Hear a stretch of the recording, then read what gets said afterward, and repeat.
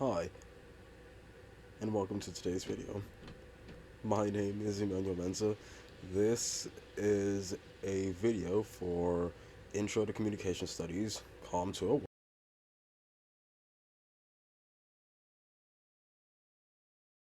This is for her online section. This is for the third installment of the Theorizing the Everyday set of assignments. This is the third one. That's on leadership. I believe that's the tagline for this one. Don't quote me on that. I am here to talk. I'm here today to talk to you about transformational leadership. Transformational leadership is a leadership style that it inspires positive more than just achieving goals. It's about fostering growth and personal development among team members. It's a relationship leader. It's a It's a relational leadership style in which followers have trust and respect for the leader and are more motivated to do more than is formally expected of them to achieve organizational goals. Transformations,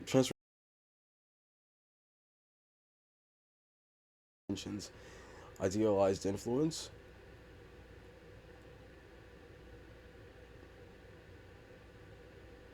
inspirational motivation, intellectual stimulation, and individualized consideration. The first of the four core pieces for this style is where a manager who is an exemplary role model sets high standards and articulates the vision for the organization and the goals set out for the future. The second dimension articulates a compelling vision through words, symbols, and imagery to inspire followers to act. The third dimension is where a leader elicits employees' perspectives on problems and considers a wide variety of opinions in making decisions. And finally, there's individualized consideration. This is where a leader speaks to the specific needs of said employee and seeks to coach or mentor them in an effort to help them reach their specific potential and their goals.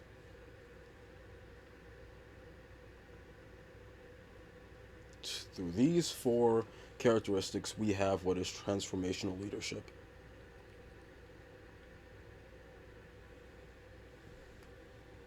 And based on those four characteristics, we see some examples throughout literature. One of those examples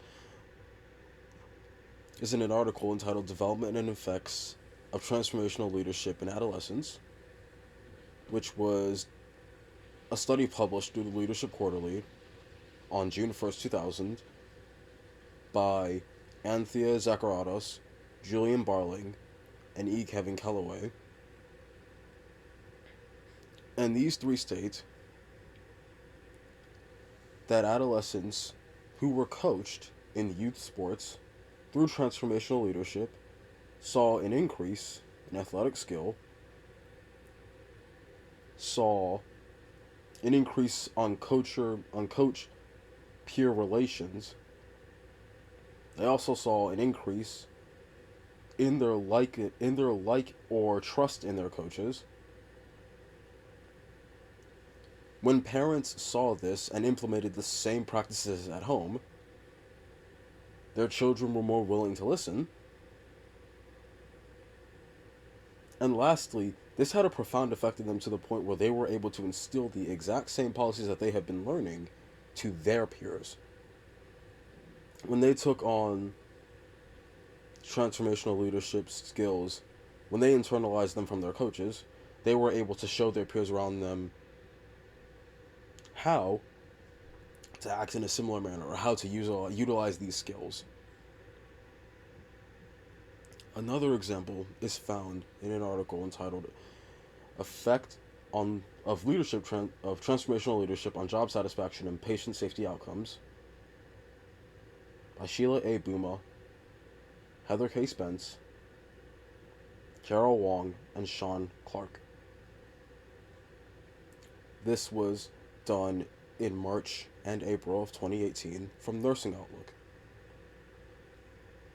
This article talks about the effects of transformational leadership from charge nurses onto their subordinates and patient safety outcomes. What was found through this study is that transformational leadership led to safer practices. It led to higher patient satisfaction, more structural empowerment, and higher job satisfaction for the nurses.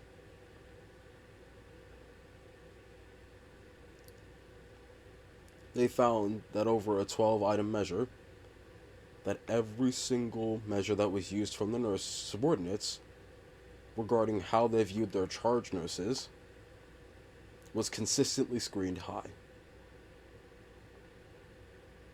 Most reported satisfaction with the way they were mentored, and with the way the charge nurses listened and valued their opinions for how to take care of patients, and multiple methodologies being addressed. This is what we found in literature. But for me, a personal example of transformational leadership unfortunately was already used in class. But there's a difference between what you can find in class and in academic sense, and then what you might feel on a daily basis. Allow me to show you something.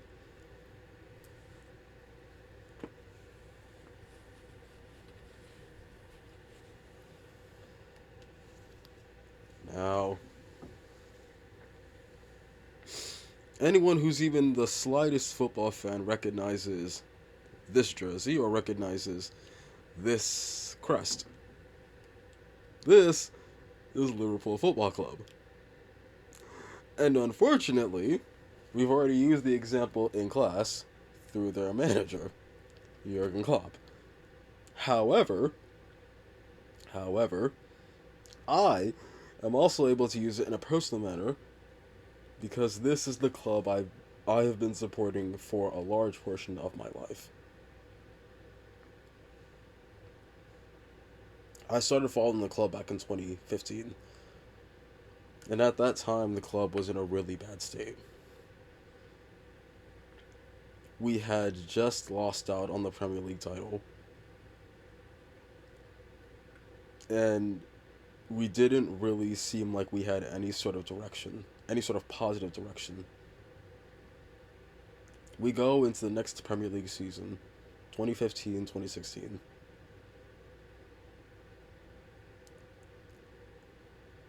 We're only in the beginning part of the season, and our coach at the time, Brendan Rodgers, gets fired. Who do we appoint in his stead? Jurgen Klopp. Now, Jurgen Klopp, right out of the gate, most football fans know of his absolute miracle work with Borussia Dortmund in Germany. They saw how he transformed a mid-table German side into two-time Bundesliga champions and UEFA Champions League finalists. And fans of him and who have tracked him before that know of his works with 05 Mainz, who he in his first coaching role got them promoted from the second tier of German football into the first tier of German football and cemented them as a really good playing football side. But that's aside from the point. The point I'm trying to make with this is that right out of the gate, with his appointment in Liverpool, he made a promise to Liverpool fans. He said that in time, he will turn us from doubters into believers. And that it is not about how you enter a club, but the mark you leave when you leave said club. Jurgen Klopp has been in charge for over 9 years. And over 9 years, I personally have watched some of the craziest stuff. There's been thrilling football, insane comebacks, ridiculous press conference moments, and a truly down-to-earth personality that would make anyone run through a wall for that man. It's very, very similar to that of probably the club's most legendary manager, Bill Shankly. He had a very similar aura about him. Whoever has to step up after Jurgen Klopp has gigantic shoes to fill, similarly to who came after Bill Shankly. Liverpool has always been a club with transformational leadership at its core.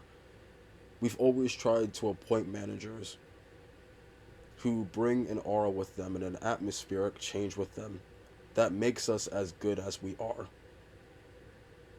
We had lost touch with that, especially in the mid 2000s, early 2010s. The appointment of Klopp changed everything. Through Klopp, we have had title challenges, trophies, an attractive style of football, and amassed a worldwide following, even more so than we had before him. If there's anyone who could truly define transformational leadership, it's Jurgen Klopp. I can see why it was used as an example in class. Because everyone loves him. He's even said it himself, that the players who get picked for a weekend game, the starting 11, they love him. The players who are on the bench love him somewhat. The players in the reserves, or who don't get picked for the squad that weekend, might hate him, but they'll go back to loving him the next training session. Jurgen Klopp has started a culture at Liverpool where there is very much a family-oriented style of doing things, and where no one is truly left out of the loop in terms of how things goes. Not only has he brought a Premier League title, a Champions League title, a UEFA Super Cup, a Club World Cup, a Community Shield, an FA Cup, and 2 League Cups with him, but he's also brought the sort of leadership that everyone can appreciate. Rival fans alike love this man. He's made the Premier League competitive and fun to watch again. Dare I say, he saved the Premier League from becoming a one-horse affair, a one-horse race. Without Jurgen Klopp, I don't think the Premier League survives as an attractive product, because he's the exact kind of personality you need to bring in to a club, and more so into a league at large, that showcases the beauty of what football is all about. That camaraderie, that mentorship, that style that makes you want to run through a brick wall and train till you drop for something larger than yourself. He brought that to Liverpool. He's brought that to every club he's coached. And a really small part of me believes that he might take that with him when he leaves. Sometime around November of 2023, he announced after 9 years that he's leaving Liverpool. That was one of the saddest things I've ever had to wake up to, because I and a lot of other Liverpool fans realized that in that moment, that we're not only losing someone who's been at the helm for 9 years, we're losing someone whose leadership style is hard to come by just generally, let alone it be in sport. There are not a lot of coaches you can say has the kind of mindset and the kind of value that Jurgen Klopp has brought to Liverpool in such a short amount of time.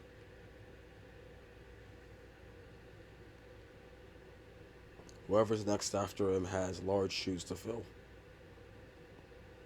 But these past 9 years, highs and lows alike, because I'm telling you, there have been a ton of lows as a Liverpool fan, even under Klopp, has been an insane blessing.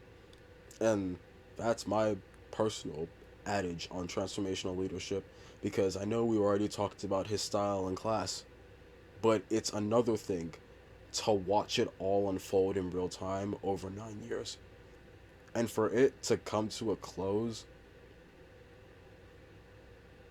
it's really sad. But I know that whoever's next will understand the kind of work that Klopp did and will try to implement their own style, whoever it is, in a way that will bring Liverpool success and notoriety in their way. Whoever's next is standing on the shoulders of giants.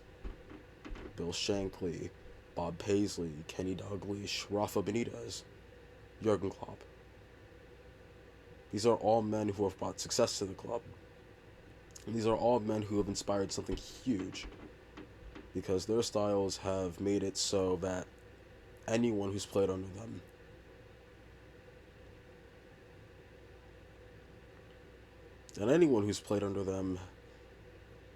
it was worth playing under. That there was a purpose in their game far beyond trophies.